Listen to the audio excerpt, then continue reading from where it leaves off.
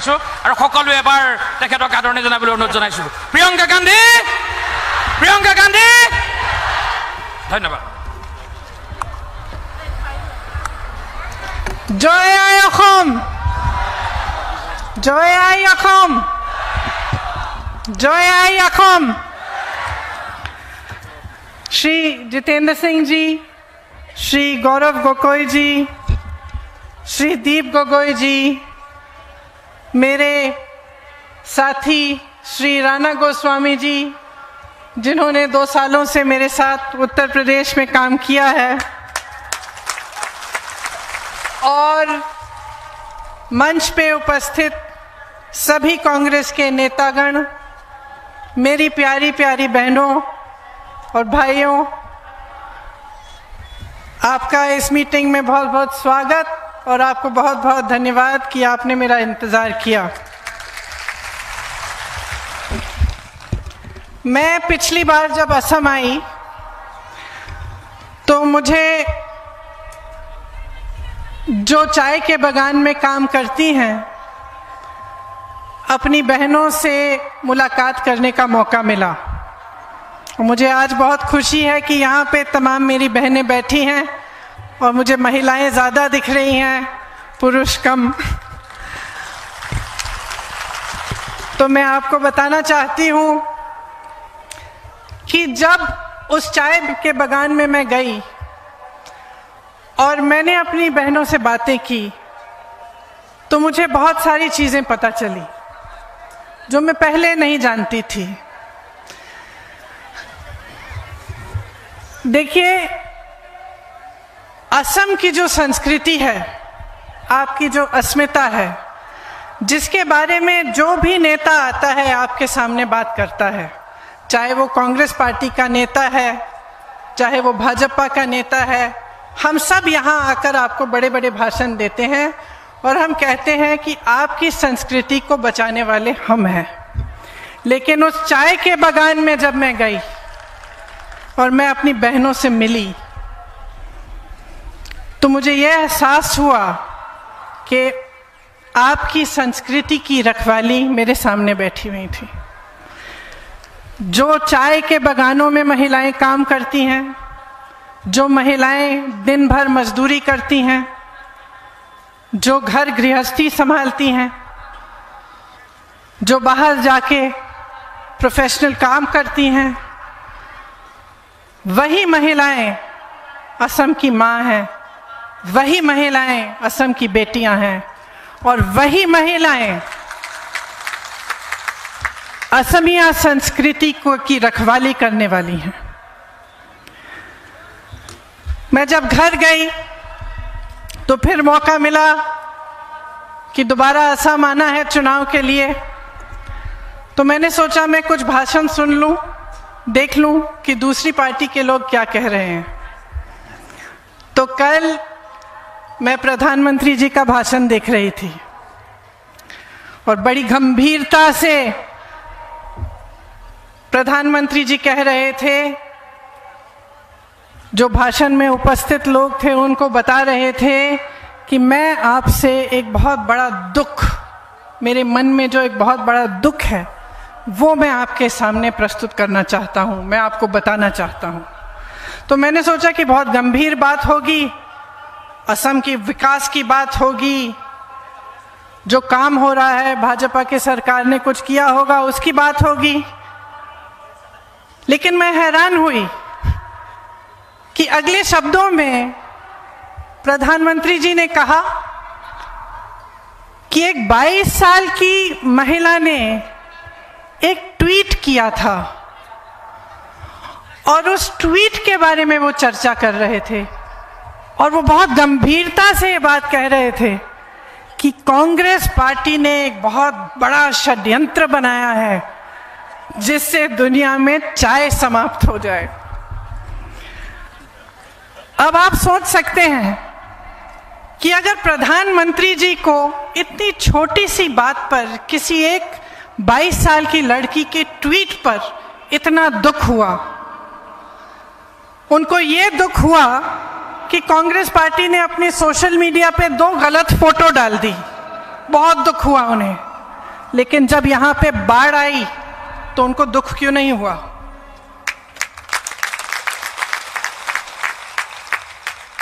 जब यहां पे सीएए का आंदोलन चला, असम में आग लगी, तो प्रधानमंत्री जी को दुख क्यों नहीं हुआ? तब वो आपके सामने क्यों नहीं आए? तब उन्होंने अपना दुख व्यक्त क्यों नहीं किया? जब तमाम वादे किए उन्होंने पिछले चुनाव में, और एक एक करके सारे वादे तोड़े, तब उनको क्यों दुख नहीं हुआ? क्या वो किसी चाय के बागान में गए हैं? क्या वहां मेरी बहनों से मिले हैं? क्या मेरी बहनों की उंगलियों पे जो छाले हैं, जो ये चमड़ी सख्त हो चुकी है, काम करते करते, पत्तियां छीलते छीलते, क्या उन्होंने देखी हैं? क्या उस पे उन्हें दुख नहीं हुआ कि उन्होंने वादा किया था कि आपकी दिहाड़ी 350 रुपए की होगी, और आज तक आपको 350 रुपए नहीं मिले हैं? तो मुझे ऐसा लगा कि मैं चुनाव की सभा में आऊंगी तो मुझे आपको बड़े बड़े भाषण नहीं देने। आप महिला हैं, मेरी तरह माँ भी होंगे, आप में से नौजवान लड़कियां होंगी जो अपना भविष्य बना रही हैं। मैं दिल से आपके सामने कुछ चीज़ें कहना चाहती हूँ, आपको दिल से कुछ चीज़ें बताना चाहती हूँ। देखिए, समाज का सबसे बड़ा बोझ आप उठाती हैं। एक महिला, चाहे बड़े से बड़े परिवार की हो, चाहे गरीब हो, चाहे मजदूर हो, चाहे खुद एक उद्योगपति हो, हमेशा समाज का बोझ उठाती है। उस पर ये बोझ आता है या ये जिम्मेदारी आती है कि घर भी चलाए, गृहस्थी भी चलाए, बच्चों की परवरिश करे, परिवार में जितने भी सदस्य हैं उसे खुश रखे। ये सब उसकी जिम्मेदारी होती है। इसके साथ साथ वो मजदूरी भी करती है, काम भी करती है, कमाती भी है। तो मैं चाहती हूं कि आपसे जब मैं बात करूं तो मैं सिर्फ सच्चाई बोलूं, और जिस सच्चाई से आप गुजर रहे हैं, जो असम में आज हो रहा है, उसके बारे में मैं आपसे बात करूं। तो देखिए, भाजपा ने आपसे बहुत वादे किए थे पिछले चुनाव में। आपसे कहा था कि 25 लाख रोजगार आपको मिलेंगे। क्या वो रोजगार मिले? नहीं मिले। जाति, भाटी और बेटी की रक्षा करेंगे, बहुत बड़ी बड़ी बातें बोली। उन्होंने कहा था कि असम अकॉर्ड में जो खंड 6 है, जिससे आपकी संस्कृति सुरक्षित रहती है, उसको लागू करेंगे। उसे भी लागू नहीं किया। उन्होंने कहा था सीएए लागू नहीं करेंगे, लेकिन सत्ता में आते ही सीएए लागू करने की बात की। चाय के बागानों में उन्होंने कहा था तमाम सुविधाएं मिलेंगी, लेकिन जिन महिलाओं से मैं मिली, उन्होंने मुझे कहा कि ना चिकित्सा की सुविधा है, न टॉयलेट की सुविधा है, न उनकी दिहाड़ी बढ़ाई गई है। एक महिला ने मुझे बताया कि एक दिन की दिहाड़ी नहीं मिलती तो परिवार में कोई ना कोई सदस्य भूखा सोता है। तो ये सच्चाई है आपके सामने, और इस सच्चाई के पीछे जो राजनीति है, उसने आपको वादा किया था कि आपको जो मुख्यमंत्री मिलेगा, असमिया मुख्यमंत्री मिलेगा, आपकी सरकार असम के लिए असम से चलाई जाएगी। नतीजा क्या निकला?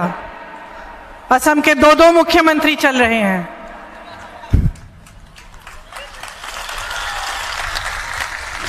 असम की सरकार असम से नहीं चल रही है, दिल्ली से चल रही है। यहां तक कि असम गण परिषद को भी मान लो दिल्ली गण परिषद बना रखा है। बगैर दिल्ली के परमिशन के, बगैर दिल्ली से पूछने कुछ नहीं होता। उस समय आपको कहा था एक असमिया मुख्यमंत्री मिलेंगे, आज उसी मुख्यमंत्री को उन्होंने दुर्बल बना लिया है। आज आपके सामने आकर क्या कहा प्रधानमंत्री जी ने कल, कि आपको 2-2 इंजन की सरकार मिलेगी, 2-2 मुख्यमंत्री, 2-2 इंजन की सरकार। भगवान ही आपको बचाए इन लोगों से। क्या पता कौन सा इंजन कौन से ईंधन से चलेगा, यहां से चलेगा, वहां से चलेगा, दिल्ली से चलेगा। तो जो राजनीति होती है उसका मकसद क्या होता है? उसका मकसद यही होता है कि आपके लिए जो सुविधाएं हैं, आपकी विकास की बातें हों, आपके भविष्य को मजबूत बनाने की बातें हों। अब जो आता है, जैसे मैंने पहले कहा, संस्कृति की बात करता है। कल प्रधानमंत्री जी ने यह भी कहा कि कांग्रेस पार्टी ने असम की संस्कृति का अपमान किया है और इसके लिए असम की जनता उसे कभी माफ नहीं कर सकती। देखिए, तरुण गोगोई जी कांग्रेस के नेता थे, उनके कण कण में कांग्रेस था और उनके रगों में असमिया संस्कृति और असमिया गर्व दौड़ता था। क्या ऐसे कहते हुए प्रधानमंत्री जी ने यह नहीं सोचा कि हमारे सबसे बड़े नेता तरुण गोगोई जी, जो असम के लिए समर्पित रहे, उनका अपमान कर रहे थे? उनके गुजर जाने के बाद इस तरह की बातें करना क्या सभ्य है? एक प्रधानमंत्री को शोभा देता है? जब उत्तर प्रदेश के मुख्यमंत्री जी यहां आए तो उन्होंने महापुरुष श्रीमंत शंकर देव जी के बारे में गलत तरह से जिक्र किया। उनका इतना भी आदर नहीं किया कि वो जाने कि श्रीमंत शंकर देव जी ने अपने जीवन में असम के लिए क्या किया। अब जितनी भी इनकी नीतियां हैं वो असम के लिए नहीं है, केंद्र के लिए है, दिल्ली को मजबूत बनाने के लिए है और अपने जो उद्योगपति मित्र हैं उनको मजबूत बनाने के लिए है। यहाँ की महान विभूति लोकप्रिय गोपीनाथ बोरदोलोई जी के नाम पर सरकारी पैसों से बनाया गया एयरपोर्ट आज उनके उद्योगपति मित्र को दिया जा रहा है। आपकी जो भी संपत्ति है वो सब इनके ही 2-3 उद्योगपति मित्रों को सौंपी जा रही है। आपको मालूम होगा कि काजीरंगा के पास एक एलिफेंट रिजर्व से लगी हुई जमीन भी एक अपने खरबपति मित्र को देने जा रहे थे। वे भी असम के नहीं हैं। असम के बारे में उनको कुछ नहीं मालूम, लेकिन आपकी जमीन उनको सौंपी जा रही है।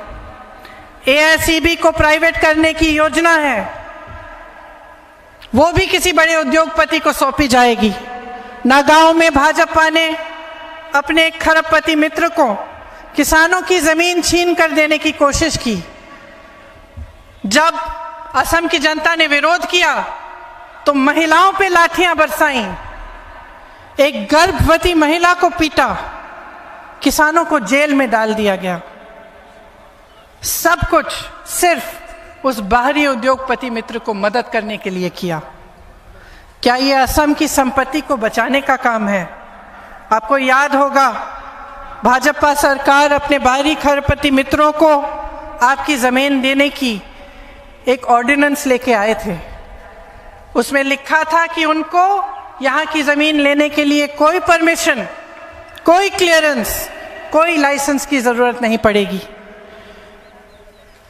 दूसरी तरफ कांग्रेस की सरकार ने आपको भूमि अधिग्रहण कानून दिया और 6ठी अनुसूची देकर आपकी जमीनों की सुरक्षा की।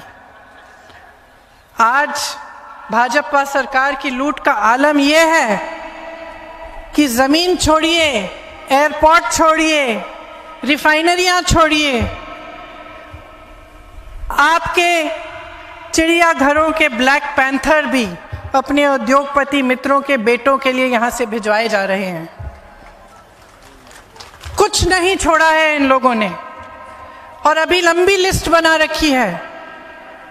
नुमालीगढ़ की रिफाइनरी भी बेचना चाह रहे हैं। एक तरफ सीएए से आपकी संस्कृति को बर्बाद करना चाह रहे हैं, आपकी संस्कृति पर हमला कर रहे हैं। दूसरी तरफ आपकी ज़मीनें, आपकी संपत्ति बड़े बड़े उद्योगपतियों को बेची जा रही है।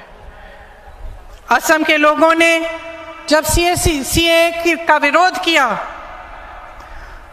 तो श्री जुबिन गर्ग जी के गीत से भाजपा को कहा था, पॉलिटिक्स नो कोरिबा बंधु। लेकिन अफसोस की बात यह है कि उन्होंने हर चीज में पॉलिटिक्स की है। असम के साथ एक ऐसी पॉलिटिक्स की है जिससे असम का विकास रुक गया। जो जो उन्होंने कहा था कुछ नहीं किया, उसके बजाय उन्होंने सबसे धोखा किया। युवाओं से धोखा किया, 25 लाख नौकरियां देंगे कहकर 3 लाख सरकारी पद अभी भी खाली हैं। असम में 40 लाख बेरोजगार बच्चे हैं। असम का हर छठा बीए बेरोजगार है और हर 10वां एमए बेरोजगार है। आप अपने बच्चों को बड़ा करते हैं, पढ़ाते हैं किस लिए? कि एक दिन रोजगार मिलेगा, भविष्य बनेगा। और ये बेचारे बच्चे पढ़ते हैं, लिखते हैं, मेहनत करते हैं, सरकार उनके लिए कोई सुविधा नहीं करती। भर्तियों में भी बड़े से बड़े स्कैम, एसआई स्कैम, पीएनआरडी स्कैम, लाखों युवाओं के भविष्य खराब हुए हैं। असम के युवा को दिल्ली, मुंबई, बेंगलोर काम के लिए जाना पड़ता है। वहां पर भी जो भाजपाई विचारधारा के लोग हैं उन्हें ठीक तरह से सम्मान नहीं देते, उनका अपमान करते हैं। आपको ये मांगना चाहिए, जो भी नेता आपके सामने आए, आपको कोई मुफ्त का 2 व्हीलर नहीं चाहिए। आपको नौकरी मांगनी चाहिए, रोजगार मांगना चाहिए, अपना विकास मांगना चाहिए, अपना भविष्य मांगना चाहिए। आपको किसी की चंदा नहीं चाहिए। आप अपने आत्मसम्मान की लड़ाई लड़ रहे हैं। ये चुनाव आपकी आत्मसम्मान की बात है। जिस तरह से युवाओं को धोखा दिया है, उसी तरह से चाय के बगान के श्रमिकों को धोखा दिया है। कहा था टी ट्राइब्स को एक अलग दर्जा देंगे, नहीं दिया। जमीन के पट्टे देंगे, वो भी नहीं दिए। जैसे मैंने पहले कहा 350 की दिहाड़ी देनी थी, वो भी नहीं दी। अब चुनाव आ रहा है, कुछ हफ्ते पहले थोड़ी सी बढ़ा दी, ये दिखाने के लिए कि हम कुछ करेंगे आपके लिए। तो जब ये आपके सामने आकर इतने बड़े बड़े वादे करते हैं कि हम आपका भविष्य बनाएंगे, हम विकास कराएंगे, तो आप इनमें विश्वास कैसे कर सकते हैं? क्योंकि आपका अनुभव रहा है, आपने देखा है 5 सालों में क्या किया गया आपके लिए। जब कांग्रेस की सरकार थी, जब तरुण गोगोई जी की सरकार थी, हो सकता है कि कांग्रेस से भी कुछ गलतियां हुई, लेकिन विकास तो हुआ था असम का। आपकी संस्कृति तो बचाई गई थी। कोई सीएए जैसा कानून तो नहीं थोपा गया था आप पे। तो आप मेरी बहनें हैं, आपके सामने खड़े होकर सिर्फ ये कहना चाहती हूं, अपने जीवन की परिस्थिति आपसे अच्छी तरह से कोई नहीं जानता। मैं नहीं जानती, मेरे साथ बैठे हुए नेता भी शायद इस तरह से नहीं जानते होंगे जिस तरह से आप जानते हैं। रोज आप उस सच्चाई का सामना करते हैं। तो जब आप निर्णय लेने जाएंगे, बहुत सोच समझ के लीजिए। कांग्रेस पार्टी ने इस चुनाव में एक अच्छा काम किया है। चुनाव से पहले आपके बीच हमारे पार्टी के नेता आए, पूरे असम में घूमे और जो आपकी मांगें थी, जो आपकी समस्याएं थी, उनको समझने की उन्होंने कोशिश की। उसमें से उनको ये लगा कि 5 ऐसी चीजें हैं जो अगर आपके लिए आप कर पाए जब सरकार में आए तो आपको बहुत सुविधा होगी। तो कांग्रेस ने इस चुनाव में 5 गारंटी तय की हैं। ये वादे नहीं हैं, ये खोखले वादे नहीं हैं, ये झूठ नहीं है, ये 5 गारंटी हैं कि कांग्रेस कह रही है कि हमारी सरकार बनेगी तो हम गारंटी करते हैं कि ये काम हम आपके लिए करेंगे। क्या है ये 5 गारंटी? सबसे पहले तो रोजगार की बात है। हम 25 लाख रोजगार का दावा नहीं कर रहे हैं, हम 5 लाख रोजगार देने का दावा कर रहे हैं। क्यों? क्योंकि हमें मालूम है कि एक ऐसा दावा है जिसे हम पूरा कर सकते हैं, ये खोखला नहीं है। हम भी कह सकते थे 25 लाख करेंगे, लेकिन हम वो कह रहे हैं जो हम करके दिखाएंगे। हम कह रहे हैं कि किसी भी हालत में असम में सीएए लागू नहीं होने देंगे, कि किसी भी हालत में असम की संस्कृति पर आंच नहीं आने देंगे, कि जैसे कांग्रेस पार्टी के शासन में आपको हमेशा एक अहमिया मुख्यमंत्री मिला है, उसी तरह से कांग्रेस की सरकार आएगी तो आपको फिर से एक अहमिया मुख्यमंत्री मिलेंगे जो चौथी गारंटी को पूरा करेगा। चौथी गारंटी यह है कि हर महीने आपको 200 यूनिट बिजली मुफ्त मिलेगी। इससे कम 1200 रुपए का बचाव आपका होगा। तो हर महीने 200 यूनिट बिजली फ्री मिलेगी आपको।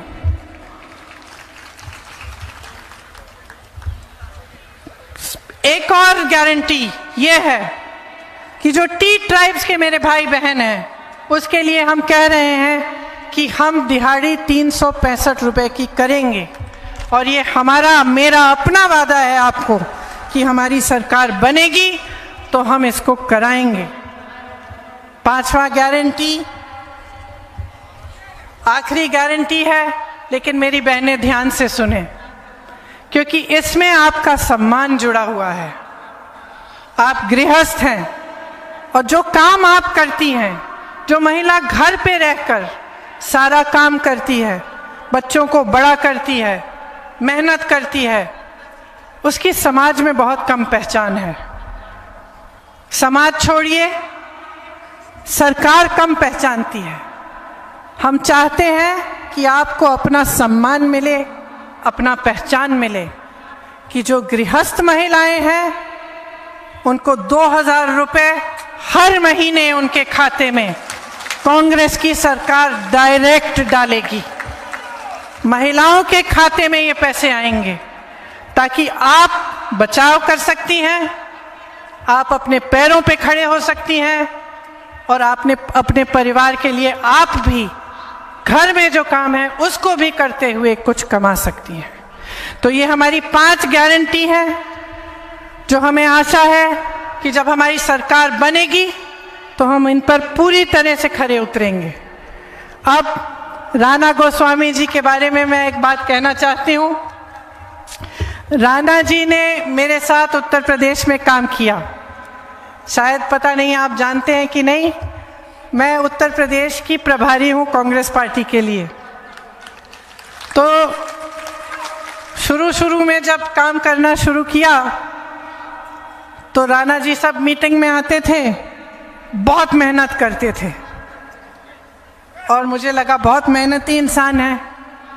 फिर थोड़े समय बाद में मीटिंग में आना बंद। तो मैंने पूछा राणा जी कहाँ है, और हर बार मुझे एक ही जवाब मिला, राणा जी तो जोरहट में है, असम में। तो आस्ते आस्ते मुझे पता चलने लगा कि राणा जी का दिल जोरहट में है। फिर मैं मजाक करती थी उनके साथ कि राणा जी उत्तर प्रदेश में जोरहट में। हमेशा कहते थे दीदी जोरहट में घर है, मैं जोरहट में ही काम करूंगा। तो मैंने पता लगाया कि जोरहट में काम हो रहा है कि नहीं। मुझे पता चला कि खूब मेहनत से, खूब निष्ठा से, खूब समर्पण के साथ राणा जी आपके लिए समर्पित रहे हैं, आपके लिए काम कर रहे हैं। और मैं कहना चाहती हूँ कि मुझे बहुत खुशी हुई कि जहाँ उनका दिल है वहीं उनकी कर्मभूमि है, और आज यहीं से वे चुनाव लड़ रहे हैं। क्योंकि मैं जानती हूँ अपने अनुभव से, आपको छोड़कर राणा गोस्वामी जी प्रियंका गांधी के पास भी नहीं आएंगे। सबसे पहले राणा जी के लिए जोरहट की जनता है, जोरहट की भाई हैं, जोरहट की बहनें हैं। तो मैं आज इस मंच पर खड़ी हूँ इनके साथ। मैं आपसे कहने आई हूँ कि इनको जिताइए, क्योंकि इनको जिताने से आपको ईमानदार प्रतिनिधित्व मिलेगा, सच्चाई की राजनीति मिलेगी। ये आपके विकास के लिए काम करेंगे, आपकी समस्याओं को अच्छी तरह से समझते हैं और अपने दिल में रखते हैं, और सबसे पहले उन्हीं को महत्वपूर्ण रखते हैं। तो आप सब ने इतनी ध्यान से मेरी बातें सुनी। जब वोट डालने जाएंगे तब मेरी बातें याद रखना, क्योंकि मैं कांग्रेस पार्टी के पक्ष में ये बातें नहीं कह रही हूँ। मेरी पार्टी है, मुझे प्यार है अपनी पार्टी से, लेकिन मैं आपके पक्ष में ये कह रही हूँ कि ये आपका भविष्य है, आपके हाथों में है। आप कांग्रेस पार्टी को सरकार में लाएंगे तो आपका भविष्य सुरक्षित रहेगा। अगर कांग्रेस पार्टी को नहीं जिताएंगे और एक ऐसी फिर से सरकार लाएंगे जो कहीं रिमोट कंट्रोल से चल रही है, जिसके नेता आपके सामने सिर्फ चुनाव के वक्त दिखते हैं, दुख के वक्त नहीं दिखते, तो आप ही का नुकसान होगा। तो मेरी बातें याद रखिए। आप सब ने बहुत बहुत प्यार दिया, इसके लिए मैं हमेशा आभारी रहूंगी। धन्यवाद। जय हिंद।